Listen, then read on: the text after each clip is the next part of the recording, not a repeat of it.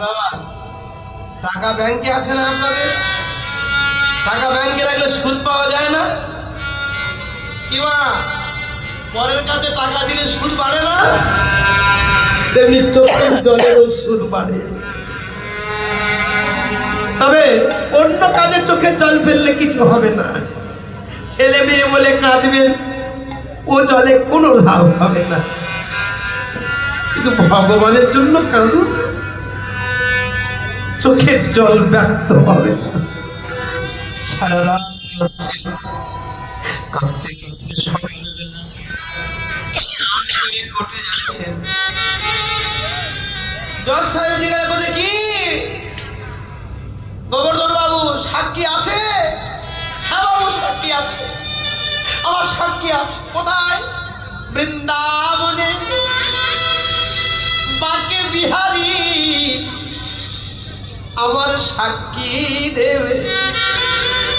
আত্মবিশ্বাস দেখুন, এতদিন ভগবানকে ডাকিনি, কেউ ডাকে না। বিপদ না পড়লে ভগবানের কাছে কেউ যায় না,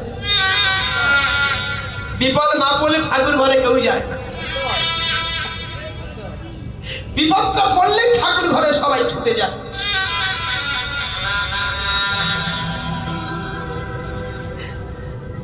তোমার সাক্ষী আছে? হ্যাঁ জজ সাহেব। এই প্রহরী যাও তো, এক কনস্টেবল পাঠিয়েছেন ঘোড়ার নিয়ে, যাও সাক্ষীকে ডেকে আনো।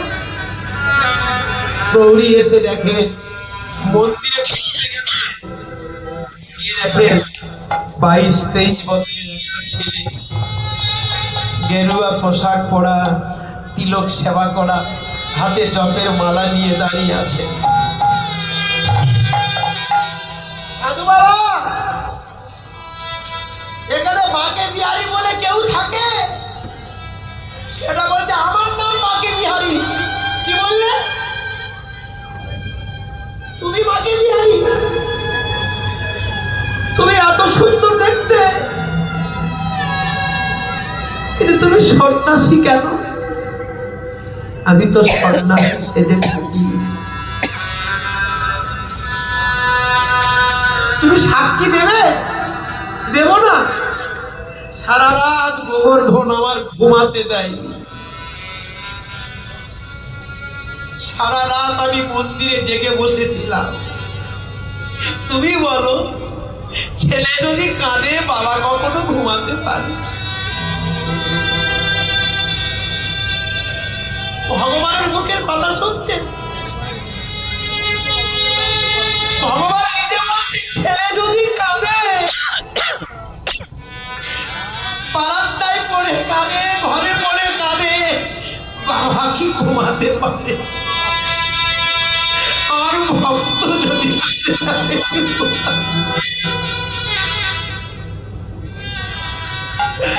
আমি কি ঘুমাতে পারি? সন্ন্যাসী, তুমি সাক্ষী দেবে? হ্যাঁ দেব। তবে ঘোড়ার উপরে ওঠো।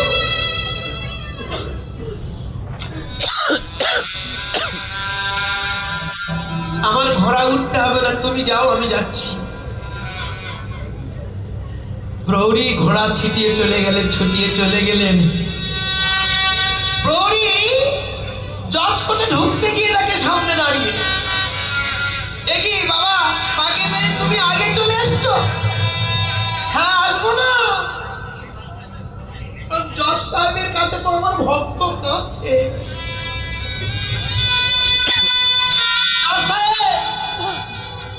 সাক্ষী হাজির। আপনারা তো সবাই স্কুলে, সবাই তো কলেজে গেছে। যখন শিক্ষক ভিতরে প্রবেশ করে, সবাই ছাত্ররা উঠে শিক্ষককে সম্মান দিই না চেয়ার থেকে।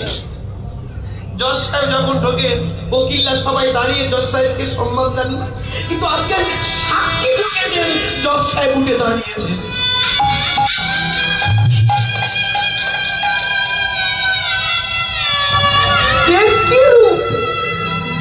তিনি কে? কে তুমি? কে তুমি? কে? জজ সাহেব বলছে, কে তুমি? আমি বৃন্দাবনের মাকে বিহারী লাল।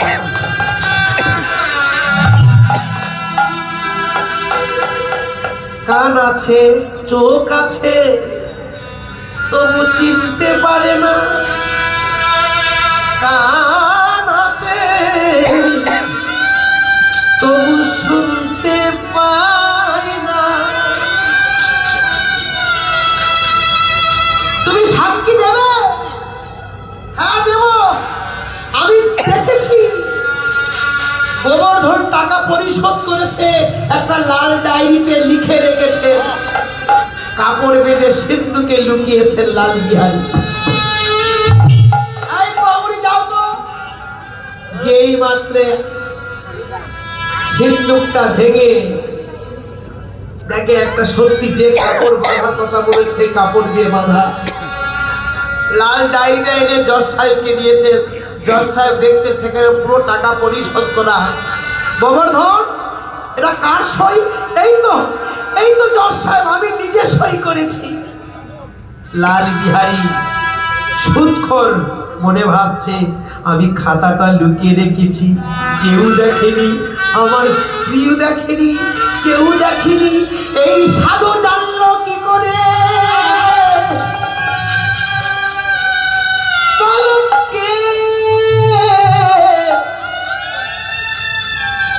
কে তুমি? আছিস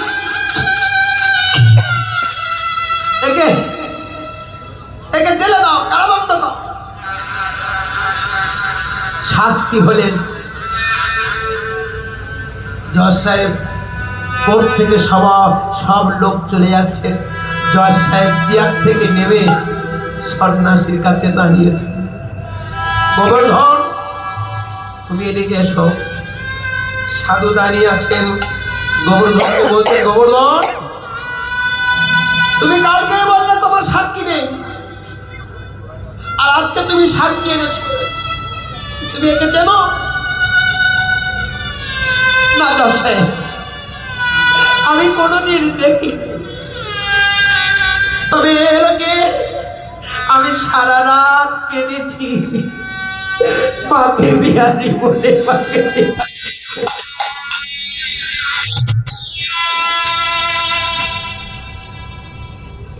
আজকের সাক্ষী দিতে এসেছে। জজ সাহেব ছুটে গিয়ে সাক্ষী মাকে বিহারী দুটো চরণ জড়িয়ে ধরেছে। সত্য করে বলো সন্ন্যাসী, তুমি কে? মাকে বিহারী বলেন, জজ সাহেব, আমি বৃন্দাবনের মদন মোহন শ্রী গোবিন্দ।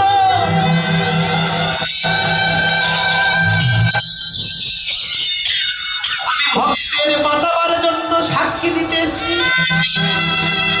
তুমি যদি গোবিন্দ, তবে সেই মূরতি একবার দেখাও, আমি বিশ্বাস করব। ভগবান ওই জজ সাহেবের মনোবাসনা পূর্ণ করতে ওই কোটেতে তার ছদ্মবেশ পরিত্যাগ করে হাতে মুরলি লয়ে ত্রিভঙ্গ ভঙ্গি উঠাবে দাঁড়াইয়েছেন জজ সাহেব। আরে গোবর্ধন প্রভুর দুটো চরণে জড়িয়ে ধরেছেন। প্রভু গো, তোমার চরণ ধরি